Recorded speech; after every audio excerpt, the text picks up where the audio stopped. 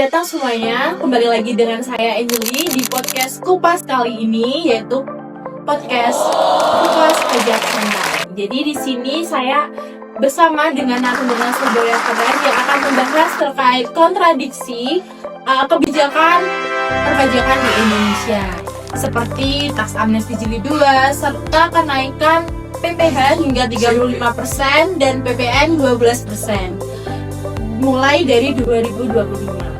Jadi di moderasi diskusi kita kali ini saya bersama dengan narasumber, yaitu dengan pemerintah DJP, perwakilan masyarakat, akademisi, serta dari orang kaya. Di sini tuh kita akan menggali latar belakang serta kontradiksi dan implikasi keadilan fiskal itu sendiri. Baik, di sini kita akan datangkan narasumber-narasumber yang keren nih yang sudah kita sebutkan di awal tadi. Stay tune di podcast Kupas kali ini.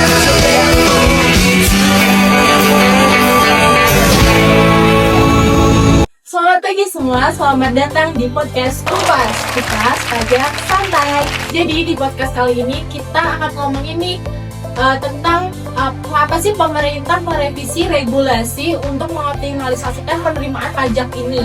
Oke, pada podcast kali ini kita sudah mendatangkan dari berbagai narasumber untuk mengulik bagaimana itu perpajakan di Indonesia. Di sini itu ada salah satunya narasumber kita ada dari pemerintah DJP, yaitu ada Bapak Ika. Lalu di sini ada dari pihak akademisi, yaitu Mbak Batik. Lalu ada dari pihak orang kaya, yaitu Mbak Ika. Lalu di sini juga ada dari pihak perwakilan masyarakat, yaitu Mbak Ara. Nah, kita langsung ke intinya ya untuk membahas dan untuk mempersingkat waktu. Di sini pertanyaan pertama saya akan menanyakan kepada Bapak Vika selaku perwakilan dari DJP sendiri, apa sih target utama perubahan perpajakan ini, Pak? Nah, jadi gini Mbak, terkait pertanyaan tadi itu apa sih target utama dari perubahan undang-undang perpajakan ini? Jadi itu undang-undang ini hasil revisian dari peraturan Menteri Keuangan. Jadi PMK ini itu nomor 81 tahun 2024 dan pembaruan sistem tentang CTAS, yaitu Core Tax Administration System. Jadi tujuannya direvisi ini dan pembaruan sistem ini itu untuk meningkatkan kepatuhan melalui digitalisasi. Terus penerimaan pajak tambahan sebesar 200 triliun untuk meningkatkan pada tahun 2025. Jadi untuk mendukung infrastruktur sekaligus meringankan beban UMKM. Baik, terima kasih Mbak Ika atas jawabannya. Lalu selanjutnya tuh di sini kita akan dengar dari sisi akademisinya sendiri mengenai permasalahan perubahan UU perpajakan ini. Jadi dipersilakan dari sisi akademisi. Baik, di sini saya setuju dengan target utama yang disampaikan Pak Vika tadi. Tapi di sini memang bertentangan dengan munculnya tax amnesty 2005 mendorong repatriasi dana melalui pelonggaran, tapi di saat yang sama pemerintah menaikkan PPh progresif dengan alasan HBIPB. Kalau kita lihat dari perspektif keadilan vertikal, sebenarnya kebijakan itu tidak sebenarnya konsisten karena memberi kelonggaran pada kelompok yang sangat justru dibebani oleh tarif pajak yang lebih tinggi. Seperti itu, Mbak.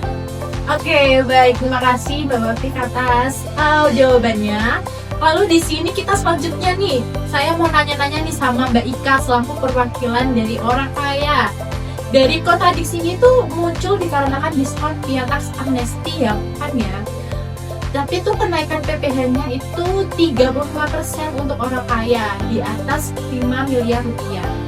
Jadi itu bagaimana dari perspektif Mbak Ika sendiri untuk menanggapi hal itu? Oke, terus terang ya Mbak, kenaikan PPh harga 35% ini berdampak pada cash flow dan perencanaan keuangan kamu. Tapi jika penggunaan transparansi pajak jelas dan manfaatnya kembali ke masyarakat dalam bentuk infrastruktur, pendidikan, juga kesehatan, sebagian besar dari kami ini dapat menerima itu sebagai tanggung jawab sosial. Yang terpenting bagi kami yaitu soal kepastian hukum dan juga keadilan. Jangan sampai nih ya yang udah patuh dalam membayar pajak malahan dibebankan, sedangkan yang tidak patuh malah diumumkan. Terus sebenarnya untuk tarif pajak sendiri terkait besar atau kecilnya ini tidak berpengaruh ya Mbak. kita hanya butuh kepercayaan aja terhadap pemerintah.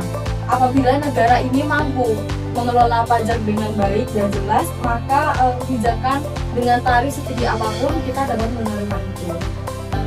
Tapi Mbak, masalahnya dari kalangan yang di bawah ini dia berpenghasilan 4,2 juta per tahun merasa terbebani dengan adanya kenaikan PPN yang menjadi 12%. Sementara orang kaya mendapatkan keringanan sama dan dapat mengurangi beban. Oke, jadi gini ya Mbak, terkait tadi kenaikan PPN ini. Jadi jujur aja ya, dari segi pemerintahan itu kenapa PPN ini dinaikkan, jadi untuk menambah penerimaan negara. Jadi hasil dari kenaikan PPN ini itu menambah kenaikan menjadi sebesar 100 triliun untuk pemulihan di negara kita ini. Terus kita kan tahu tuh rasio pajak terhadap produk domestik bruto ini kita itu masih di angka 10-11%, dibandingkan negara berkembang yang lain itu sudah mencapai angka 15-20%. Seperti itu. Terus sehingga pemberlakuan perubahan undang-undang perpajakan ini itu diperlukan agar kapasitas fiskal negara kita ini meningkat. Oke, wah berbobot sekali ya pembahasan kita kali ini. Jadi sekarang nih kita masuk ke segmen yang paling panas nih, yang dimana di segmen ini tuh kita akan membahas tentang tax amnesty jilid 2, yaitu tentang solusi atau masalah sih. Lalu kalau ditarik dari ranah teori, gimana sih dari sisi akademisinya sendiri dalam menanggapi atau dari kacamata teori yang silakan. Dalam teori median voter dan Nelson menjelaskan bahwa arah kebijakan pajak dalam sistem demokrasi sangat mengambil suara kelompok mayoritas. Suara kelompok mayoritas ini itu adalah kelompok yang memilih kelas menengah. Nah, dalam hal ini pendapatan mereka tuh umumnya di rata-rata lebih rendah dari pendapatan nasional. Kalau seperti ini tuh mereka cenderung mendukung masyarakat yang lebih kaya untuk membayar pajak dan mendukung program bantuan untuk membantu masyarakat yang kurang mampu. Secara jangka pendek tax amnesty tentang memperluas basis pajak, tapi di sisi lain menimbulkan rasa ketidakadilan ataupun ketidakjelasan bagi wajib pajak yang patuh dan mengangkat progresivitas. Padahal kalau mengikuti logika, pemilih median yang mendukung redistribusi PPN yang sifatnya regresif justru bertentangan dengan tujuan tersebut. Baik, terima kasih Mbak Waltri atas jawabannya. Jadi tuh dari tadi tuh perspektif dari sisi akademisinya. Di sini tuh kita ingin melihat nih perspektif teori dari perwakilan masyarakat sendiri, yaitu dari Mbak Ara. Nah, tapi tax amnesty juga ini merugikan kami yang patuh membayar pajak, sedangkan orang-orang kaya seolah mendapat pengampunan berulang gitu. Nah, di sisi lain, beban penutup defisit anggaran justru lebih banyak ditanggung masyarakat yang menengah ke bawah melalui kenaikan PPN ini. Tapi dalam tax amnesty ini memberikan kepastian hukum dan diharapkan mampu membuat masyarakat patuh terhadap pajak dalam jangka yang panjang. Sebagaimana dalam tax amnesty jilid 1 yang berhasil memperluas basis pajak dan meningkatkan penerimaan negara. Oke, baik, terima kasih untuk Mbak Ika dan Mbak Ara. Oke, jadi dari diskusi kita tadi itu pasti itu ada dampak dari perubahan UU perpajakan ke penerimaan negara. Jadi itu di sini saya ingin bertanya, menurut Bapak dan Ibu yang ada di sini, bagaimana sih perubahan UU perpajakan ini ke penerimaan negara itu sendiri? Jadi saya yang pertama ingin bertanya ke pihak pemerintah perwakilan GP, yaitu Bapak.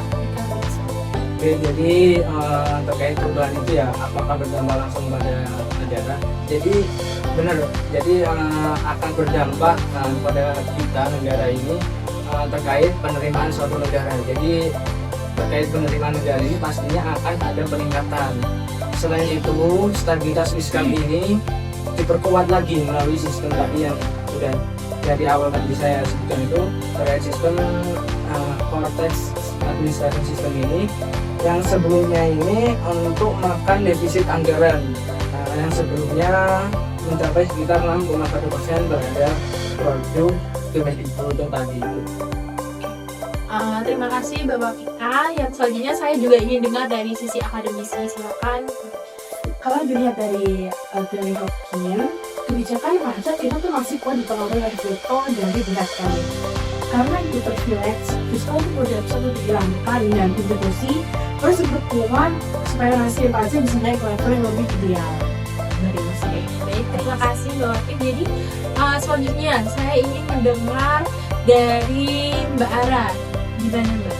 Jadi menurut kami reformasi perpajakan ini harus benar-benar bersifat progresif, jangan sampai kelas menengah ke bawah justru menanggung beban yang tidak proporsional. Baik, terima kasih Mbak Ara. Wah, menarik sekali ya diskusi kita kali ini dan menarik sekali perspektif dari Bapak dan Ibu yang ada di sini.